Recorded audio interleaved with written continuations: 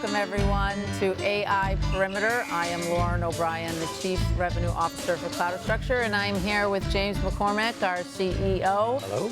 And we have a special guest today, Ed Barnett, and I'll introduce him shortly. We are here to talk about hot trends from a recent tour that James and Ed did at ISC West, and see what is happening in the security industry. But before we get started, I'd like to introduce Ed Barnett.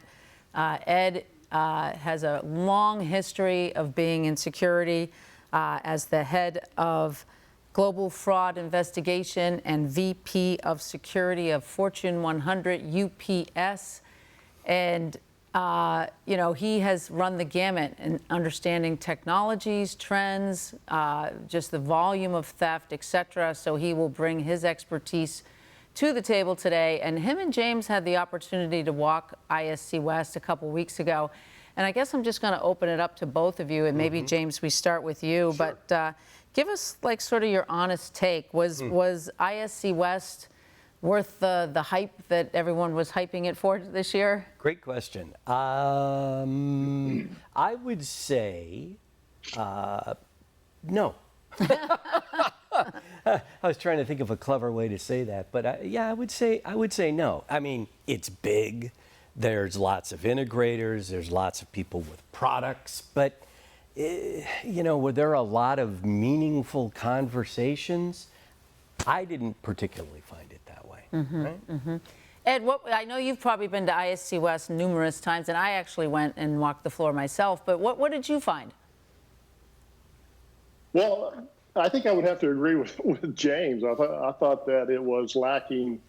Obviously, AI has come a long way, and they had a lot of great demonstrations and booths, but I felt that it was lacking in the area of a lot of the more proactive, solution-based deliverables, and that's what I really was expecting. And it was more of a reactionary.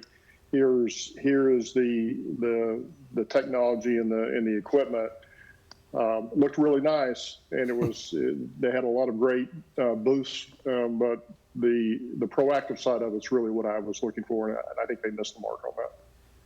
As you were walking the floor, was there any excitement that you saw from the operators or people in the booths? What were they excited about? Ed, you want to start, and I'll jump in? Sure. I think that it still went back to a lot of excitement about the new equipment that was available, the new technology that could be tied into that. So there was some excitement there, but it's still focused on what the equipment was and what the cost was. So again, I think there were some areas that could have been improved upon there. The thing I would say is I guess you would say from an excitement standpoint, there were a couple of large companies that are really making some interesting inroads into additional markets. Using different types of technology, equipment, those sorts of things. And talking to the people from those larger companies, you could see that they were very excited about new verticals, new opportunities, new markets. And I guess that's good and bad for companies like Cloudastructure, right? Yeah. For me, I thought that there were a lot of players, new players, and then the players that have been around. The booths were bigger, and there was a lot of hardware. Yeah, a lot of hardware, which was surprising to me. Yeah, like a couple of years before, there was some little bits of mobile units here and there, but almost every booth had hardware, which was really interesting. I agree. Which it makes me think like those different. It's the same solution, but delivered across different hardware elements. What do you think that might do for the industry, especially coming from where you've been? Well, I think when you look at what the deliverable is, what is the actual solution that is new and it's being provided to the end user?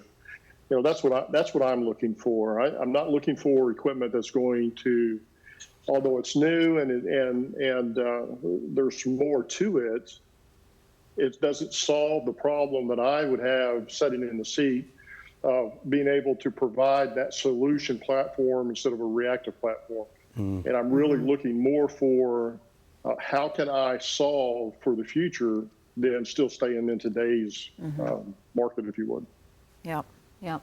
And James, was there any particular product category, like whether it be AI or, you know, even hardware, but was there one in particular that you thought stood out amongst all the others? I'd say a couple things.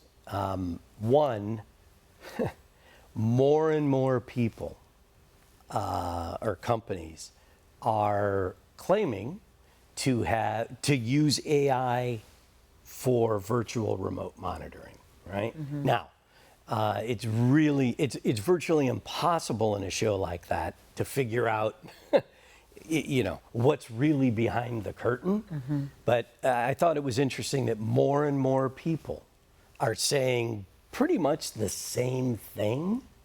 And it'll be interesting to see over time which of those companies mature, don't make it. I think it'll be very interesting to see. You agree? Yeah, and I ran into a couple of companies that weren't doing the human part of the loop. They're just doing the AI part. Right.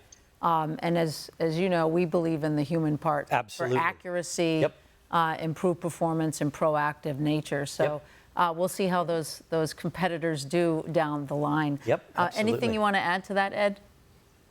Well, I'll tag on to what you just said. I think one of the things that I was hearing some of in the hallway was discussions from integrators of being able to identify skilled employees that could bring to the table, you know, substantial knowledge of networking capabilities in the cloud, you know, at the same level that they really have when they're dealing with low voltage wiring, and being able to transition that skill set where it needs to be.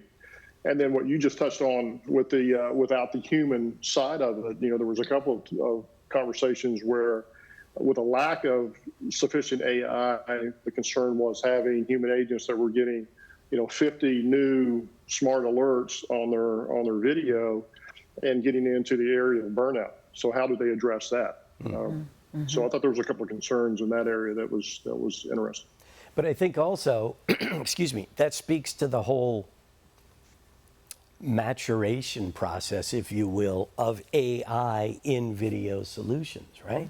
As we know, because we deal with it on a daily basis, just having AI to identify alerts and not having the human piece, like you just said, it's just not effective, right? Too many false alerts and missing things. It's just, anyway, it'll be interesting to see what happens. Yeah, it will be interesting. Let's shift a little bit to the tariff situation with Chinese manufacturers, given that there was so much hardware there. Did you get a sense that people are pivoting their supply chains given the tariffs, or people are continuing to do business as usual? Yeah, me personally, as I think we talked about, there was a lot of hardware that was being displayed, specifically enclosures and mobile trailers. And sort of the price range just absolutely floored me, right? You know, usually it was the Chinese manufacturers or the Asian manufacturers, the cheapest offering, right? And that's just not the case anymore, right? So obviously tariffs factor into the equation, because anyone that had a product, we asked the question, right? Yeah. Well, what's the price, right? Is that landed? Does that include tariffs, et cetera, et cetera? And the answers were sort of all over the board. But I would say, in general, it's sort of business as usual, right? Which sounds terrible to say, but people have just sort of accepted the fact that tariffs are now part of, right, what we have to deal with. It's built into the pricing, it's built into our pricing, and we go from there. Yeah. And then Ed, you know, being a former higher up at UPS, was there a preference of American made versus, you know, maybe something that's made overseas? Good question.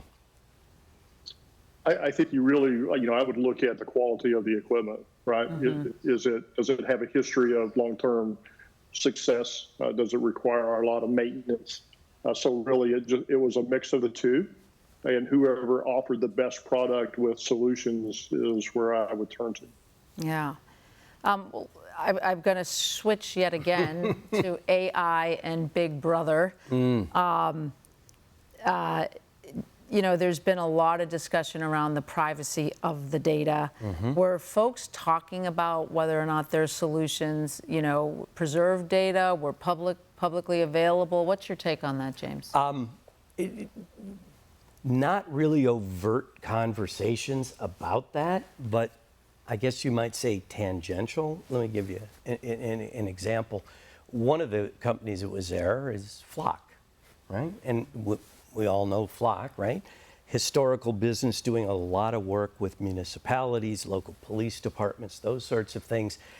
And they've just been in the firestorm of that whole privacy thing, right? Hey, you're doing license plate recognition, but you know, it's available to anybody that wants to see it, right? So the pivot that I believe that I saw, right, talking to people from Flock specifically, was they're heading more into campuses, business campuses, commercial properties, those sorts of things, where I think what we find is, certainly from a Cloudastructure standpoint, is that information that's captured is the customer's data, right? And it's not available to anybody else. So that's a partial answer. Yeah, and for those investors listening now, I mean, that is one criteria that we feel pretty strongly about. Absolutely. Making sure that we keep the privacy of the information. Yep. Ed, do you have any comments on that? Yeah, absolutely. So it's not a end user problem.